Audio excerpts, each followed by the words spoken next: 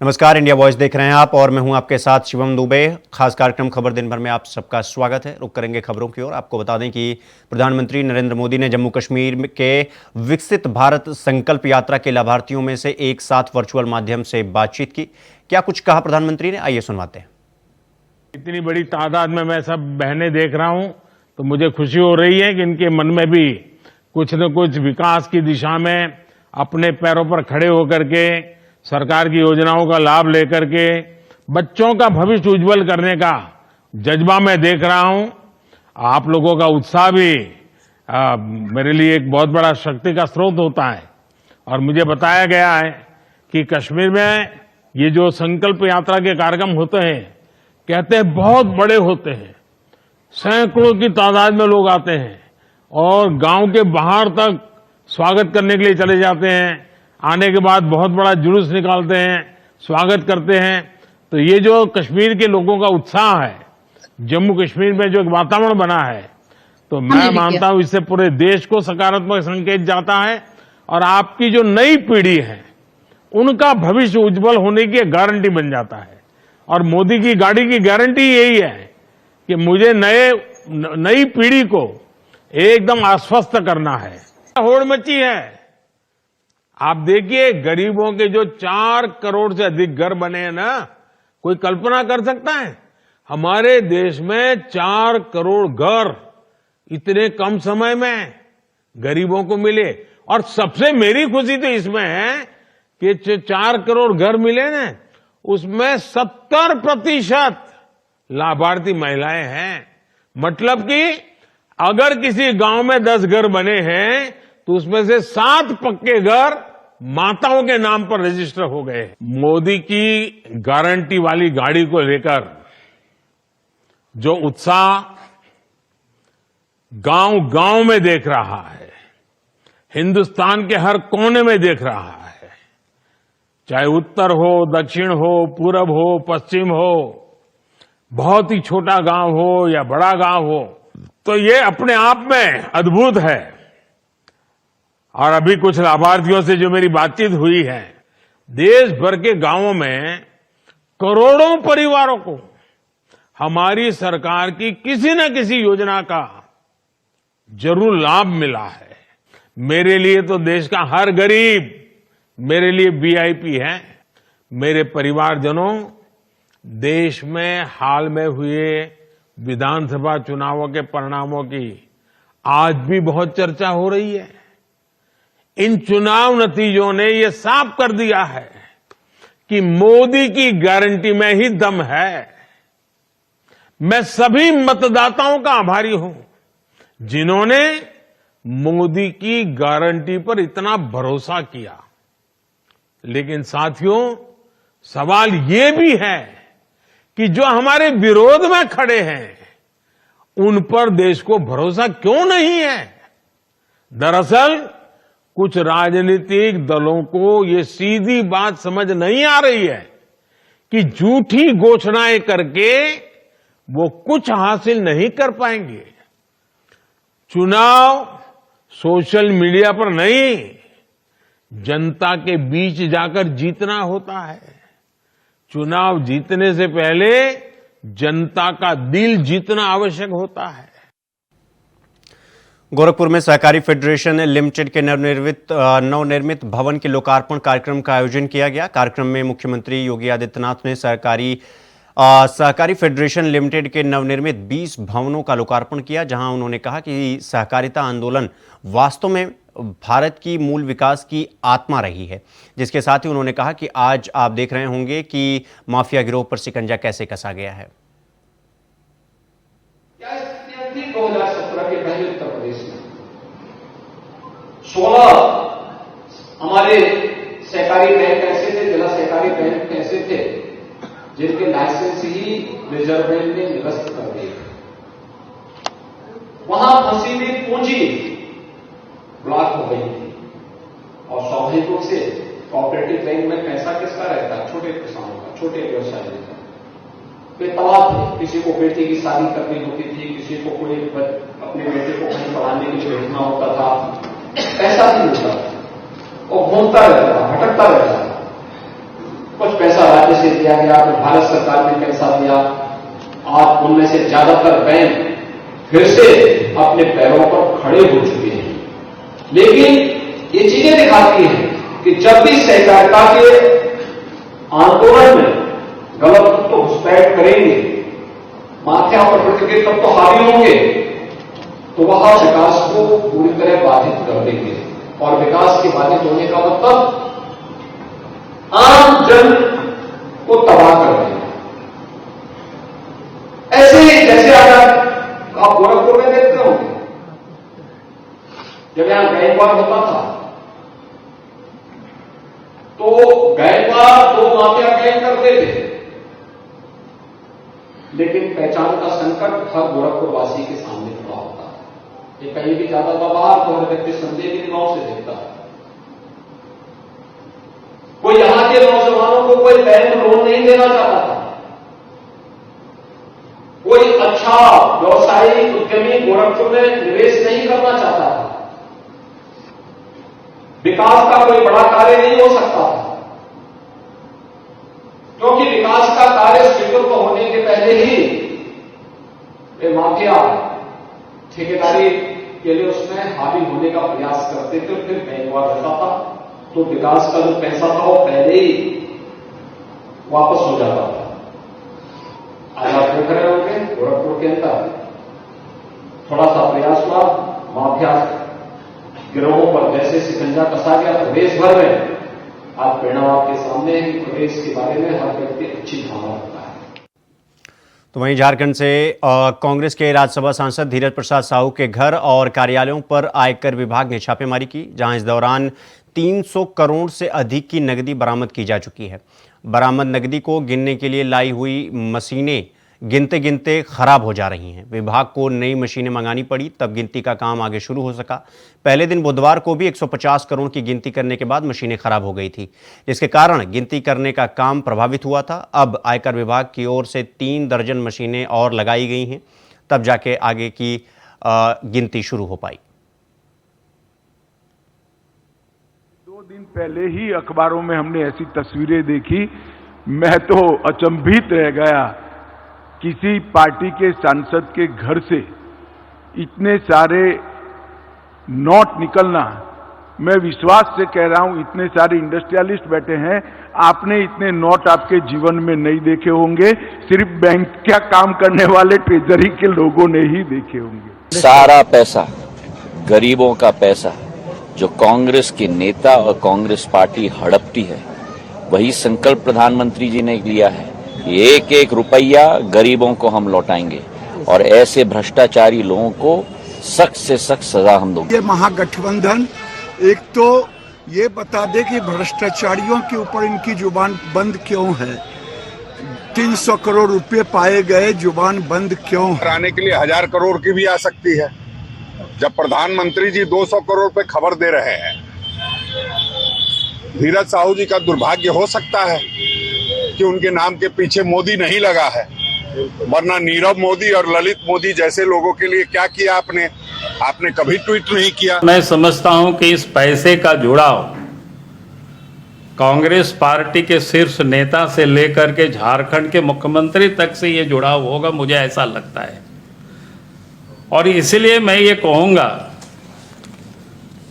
कि इस मामले को बिना विलंब किए धीरज साहू पर एफआईआर होनी चाहिए, उनकी गिरफ्तारी होनी चाहिए। नेहरू की बात क्यों करते हैं? कांग्रेसियों को यही सबसे बड़ी समस्या है, झारखंड मुक्ति मोर्चा को यही समस्या है।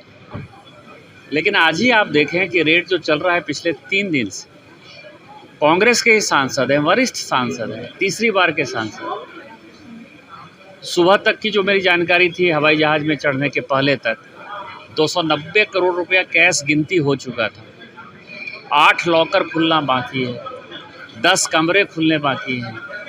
ये संख्या जो है वो 500 करोड़ तक चली जाए तो मुझे बहुत आश्चर्य नहीं होगा। 500 करोड़ तो कैश है। फिर जो संपत्ति है वो संपत्ति हजारों करोड़ की होगी, जो कागज इनक्रिमिनेटिंग जो है डॉक्यूमेंट्स मिले हैं। तो ये कांग्रेस ने पूरे देश के अर्थतंत्र को, पूरे देश के सिस्टम को खोखला बना दिया है।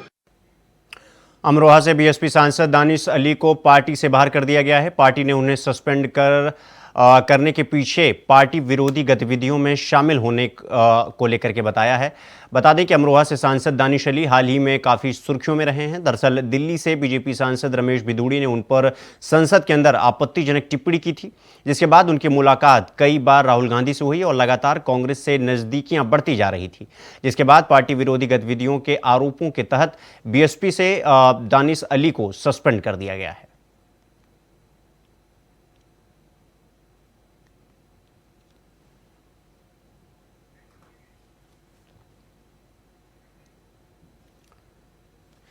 तीन राज्यों में बीजेपी जीत गई है। नतीजों के 5 दिन बाद भी बीजेपी मुख्यमंत्री पद को लेकर कोई फैसला नहीं ले पाई है। वहीं बीजेपी ने राजस्थान, मध्य प्रदेश और छत्तीसगढ़ में पर्यवेक्षकों के नामों का ऐलान कर दिया है।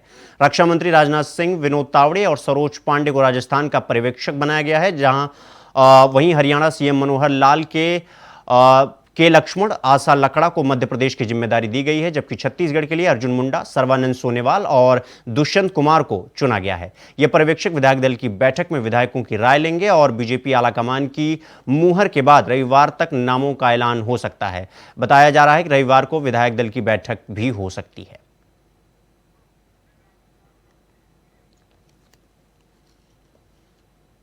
जी हां, आप देख सकते हैं पर्यवेक्षकों के नाम इस वक्त आ रहे हैं। डॉक्टर के लक्ष्मण, मनोहर लाल, सुश्री आशा लकड़ा, इन्हें मध्य प्रदेश का पर्यवेक्षक बनाया गया है।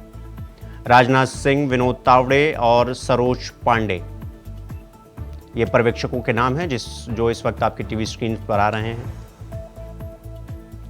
डॉक्टर के लक्ष्मण, मनोहर लाल, आशा लकड़ा, ये पर्यवेक्षकों के नाम हैं।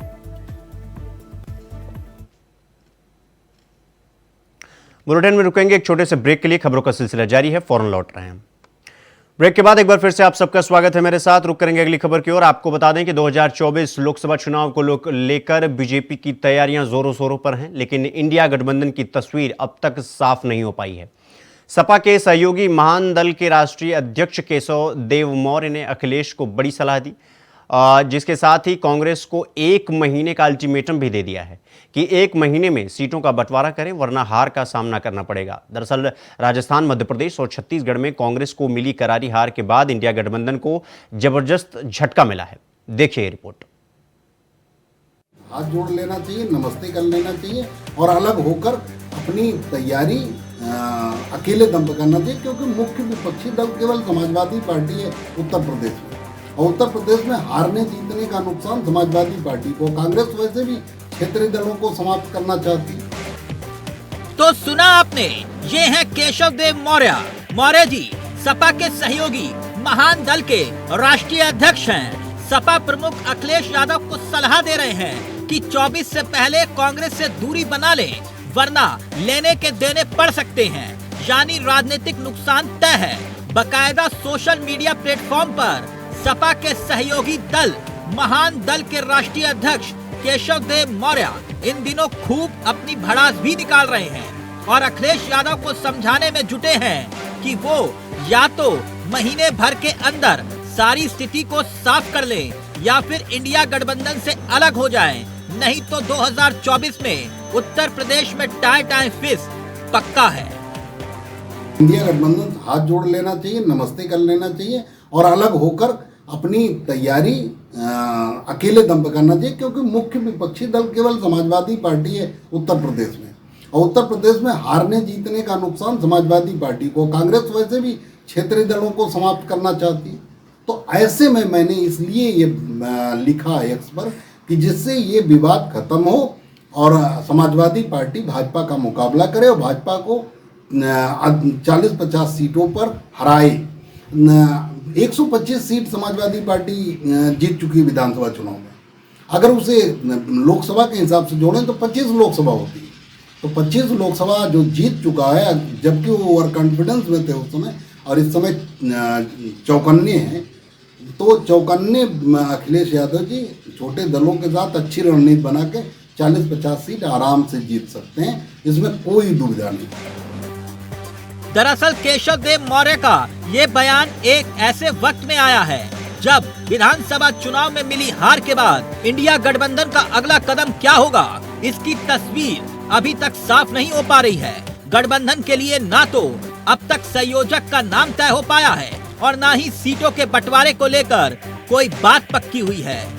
यही नहीं, बिहार के मुख्यमंत्री नीतीश कुमार और टीएमसी की नेता ममता बनर्जी भी इसे लेकर सवाल उठा चुकी हैं। गठबंधन की मुश्किलें यहीं कम नहीं होती हैं, इनके सदस्यों में अभी तक समन्वय भी नहीं बन पा रहा है। ऐसे में सवाल ये कि उत्तर प्रदेश में कांग्रेस और सपा अलग अलग होने जा रही हैं और ये खुद समाजवादी पार्टी के ही सहयोगी दल भी चाहते हैं, मगर अब राज्यों के विधानसभा चुनाव में हारने के बाद अपनों के सितम से परेशान कांग्रेस भी लग रही है। इंडिया गठबंधन के सभी साथी चाहते हैं कि शीघ्र ही सीटों का बंटवारा तय हो और जो दूसरे मुद्दे हैं रणनीति पर वो सारी चीजें फाइनल हो। तो कांग्रेस पार्टी भी उस पर काम कर रही है। हमारी बैठकें लगातार कोऑर्डिनेशन कमेटी की चल रही हैं और जो केशवदेव मौर्य जी कह रहे हैं बिल्कुल सच है। हमको शीघ्र ही सीटों के बंटवारे की स्थिति स्पष्ट करके चुनाव में जाना होगा। कांग्रेस पार्टी उसको लेकर गंभीर है, हम तैयारी कर रहे हैं और शीघ्र ही आपके सामने आ जाएगा। वैसे तो चुनावी नतीजों के बाद कांग्रेस अध्यक्ष मल्लिकार्जुन खड़गे ने इंडिया गठबंधन की बैठक बुलाई थी, लेकिन अखिलेश यादव, ममता बनर्जी के साथ साथ कई नेताओं ने दूसरे कार्यक्रम तय होने का हवाला देकर आने से इनकार कर दिया था। इधर बीजेपी नए जोश के साथ चुनाव की तैयारियों में इंडिया गठबंधन से आगे दिखना चाह रही है, मगर राजस्थान, मध्य प्रदेश और छत्तीसगढ़ में कांग्रेस को मिली करारी हार के बाद इंडिया गठबंधन को जबरदस्त झटका मिला है। आए दिन कोई ना कोई नेता इस तरह के बयान दे ही देता है। खास तौर पर समाजवादी पार्टी और कांग्रेस के बीच रिश्तों में आई तल्खी के बाद तस्वीर साफ नहीं हो पा रही कि अब आगे की रणनीति उत्तर प्रदेश में क्या होगी। इस बीच सपा के सहयोगी महान दल के मुखिया केशवदेव मौर्य ने अखिलेश यादव को बड़ी सलाह देकर एक बार फिर से सियासी हलचल बढ़ा दी है। Bureau report, India voice, Lucknow. इधर मथुरा में साइन बोर्ड के गठन पर फिर से सुनवाई शुरू होगी। बता दें कि गिरिराज पर्वत के पर्यावरण संरक्षण और आवश्यक व्यवस्थाओं के लिए साइन बोर्ड के गठन पर फिर से सुनवाई शुरू होगी। बताया जा रहा है कि 22 दिसंबर को एनजीटी दोबारा सुनवाई करेगा, जिसको लेकर सुप्रीम कोर्ट के आदेश पर नाथद्वार मंदिर बोर्ड को सुनवाई में पक्षकार बना दिया गया है।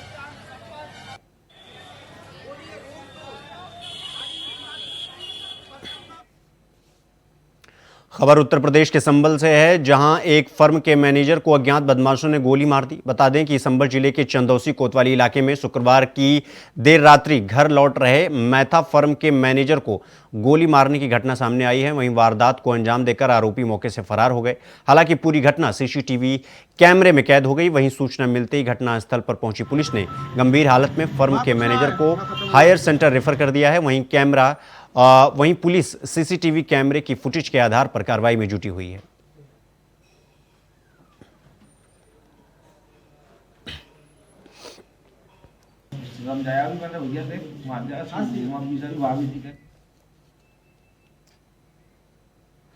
खबर अलीगढ़ से है, जहां तब सनसनी फैल गई जब गोंडा थाने इलाके में एक युवक का शव बरामद हुआ। आपको बता दें कि गोंडा थाने इलाके में खेत किनारे युवक का शव मिला, तो वहीं मौके पर मृतक की बाइक और बैग भी बरामद हुआ। वहीं सूचना पर पहुंची पुलिस ने शव को कब्जे में लेकर पोस्टमार्टम के लिए भेज दिया।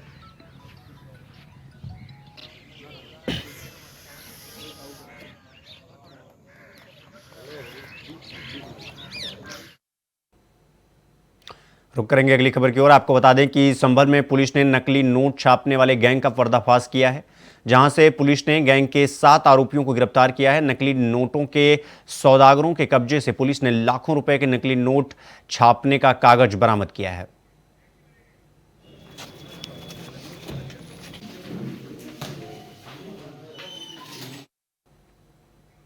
खबर बिजनौर से है, जहां शादी समारोह में हर्ष फायरिंग से हड़कंप मच गया, जिसका लाइव वीडियो सामने आया है।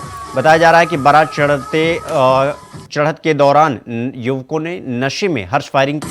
साथ ही एक व्यक्ति के रोकने पर युवकों ने उसके साथ जमकर मारपीट की, तभी घायल को अस्पताल में भर्ती कराया गया है। वहीं पीड़ित ने पुलिस को तहरीर देकर कार्रवाई की मांग की है। मामला धामपुर थाना क्षेत्र के निजी रिजॉर्ट का बताया जा रहा है। खबर दिन भर में फिलहाल अभी के लिए बस इतना ही। देश दुनिया की तमाम खबरों को देखने के लिए देखते रहिए इंडिया वॉइस। नमस्कार।